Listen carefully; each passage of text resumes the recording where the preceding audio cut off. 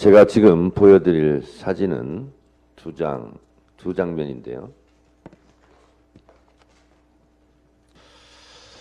똑같은 전범 국가 독일과 일본의 차이입니다. 전범 국가 독일의 총리 빌리 브란트 총리는 유대인 학살에 대해 위령탑 앞에서 무릎 꿇고 사죄를 했고, 일본의 총리들은 전범국가 A급 전범들 위패가 있는 야스쿠니 신사에 가서 고개를 숙이는 장면입니다. 독일은 피해자에게 고개 숙이고 사과하고 있고, 일본은 가해자에게 고개 숙이고 추모, 선양하고 있는 상징적인 상반적인 사진입니다.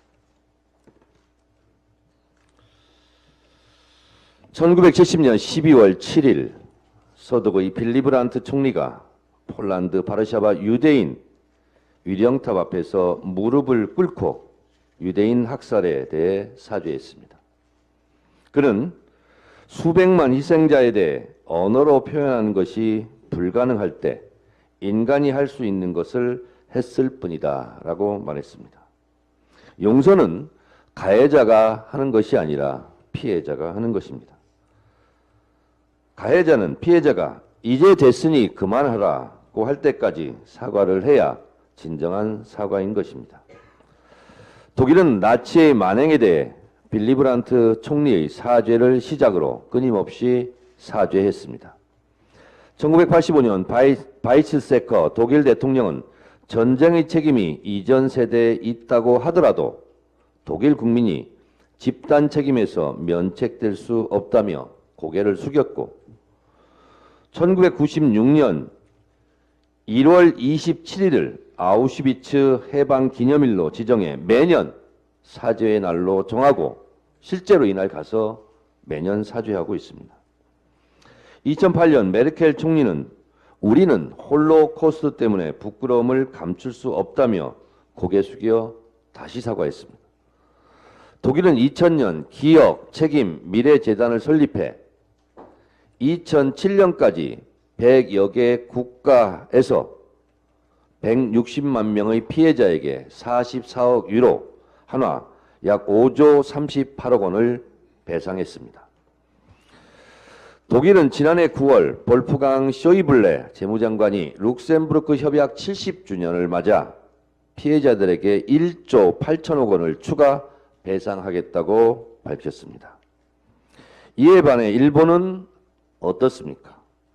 독일의 빌리 브란트 총리가 피해자의 유령탑 앞에서 고개를 숙인 데 반해 일본은 전쟁 범죄자 가해자들의 위패가 있는 야스쿠니 신사에서 그들을 추모하고 선양하기까지 하고 있습니다. 다시 한번 그 사진을 보겠습니다. 이 장면을 똑똑히 보십시오. 아베도, 고이즈미도, 그리고 스가도 야스쿠니 신사에 가서 참배하고 있습니다.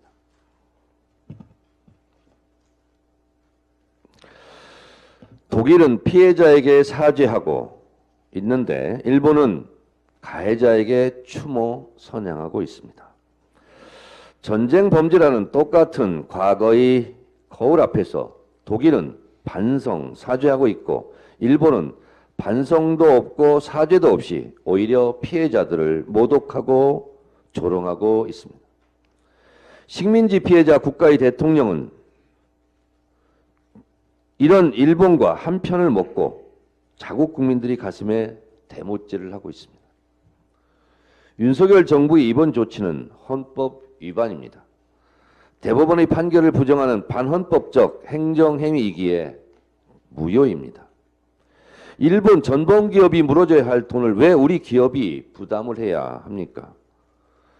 배상금은 일본이 잘못을 인정하고 반성하고 사죄하는 함축적 의미이고 상징입니다. 과거사에 대한 인정도 반성도 사죄도 없는 일본과 굴욕적으로 손잡고 짝짝꿍을 하고 있는 윤석열 정부, 역사가 두렵지 않습니까? 정권이 역사를 평가하는 것이 아니라 역사가 정권을 평가하는 것입니다. 현 정권이 역사 해석권, 역사 평가권을 틀어지고 있는 것 같지만 역사는 국민이 써내려가고 국민이 정권을 심판합니다. 그것이 역사의 기록입니다. 역사는 오늘의 사태를 제2의 경술국치, 계묘국치로 기록할 것입니다. 경술국치 이후 외교권, 군사력을 빼앗겼습니다.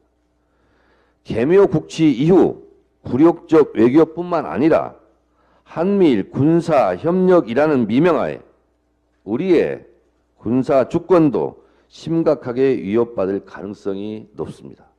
저는 이 점이 더 크게 걱정됩니다.